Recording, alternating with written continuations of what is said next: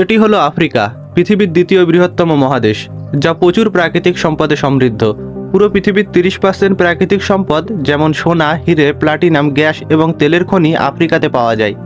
এছাড়াও আফ্রিকার ভূমি কৃষিকাজের জন্যও খুব উপযোগী। কিন্তু এত পরিমাণ সম্পদ থাকা সত্ত্বেও আফ্রিকা পৃথিবীর সবথেকে দরিদ্র মহাদেশ। আফ্রিকার মোট জনসংখ্যার 40% মানুষ দারিদ্রতার শিকার। কিন্তু এর কারণ কি? এত পরিমাণ সম্পদ থাকা সত্ত্বেও কেন আফ্রিকা শুধুমাত্র দারিদ্রতা, ক্ষুধা, দুর্নীতি এবং রাজনৈতিক অস্থিতিশীলতার জন্য পরিচিত?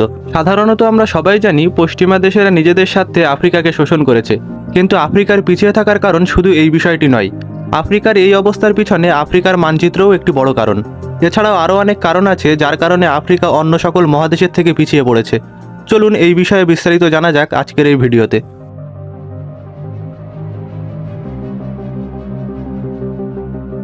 এই কথাটিতে কোনো সন্দেহ নেই যে আফ্রিকার এই রকম পরিস্থিতির পিছনে কিছু পশ্চিমা দেশ দায়ী।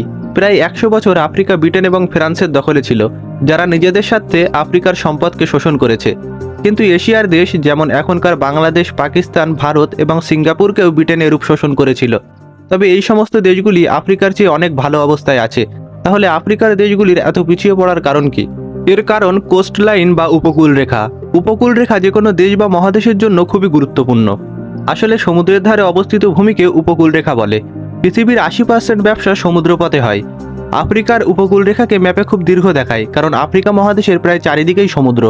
কিন্তু দুর্ভাগ্যবশত আফ্রিকার উপকূল রেখার অধিকাংশই সমুদ্র বন্দর নির্মাণের উপযুক্ত নয়, যার কারণে আফ্রিকার উপকূল রেখার খুব সামান্য অংশ সামুদ্রিক বাণিজ্য পথের সাথে সংযুক্ত।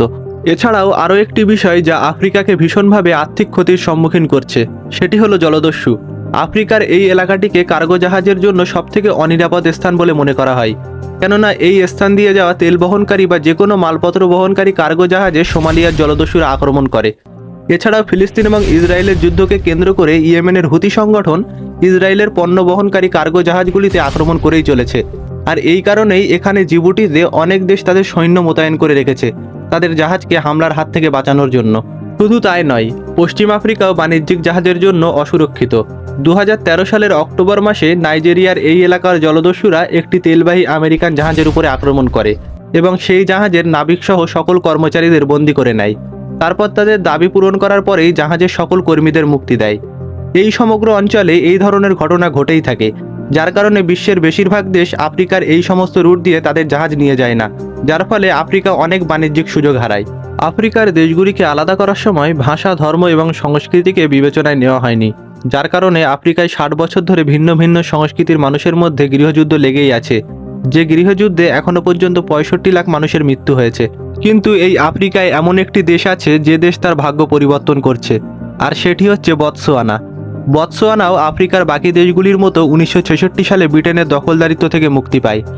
আজ আফ্রিকার অধিকাংশ দেশই দারিদ্রতায় ভুগছে, কিন্তু বতসোয়ানার মাথাপিছু আয় মেক্সিকো এবং কস্টারিকার সমান। আপাতত আফ্রিকার জনগণদের বতসোয়ানাকে দেখে বোঝা উচিত যে বাইরে থেকে কেউ এসে তাদের অবস্থার উন্নতি করবে না। তাদের দেশের উন্নতি তাদের নিজেদেরকেই করতে হবে।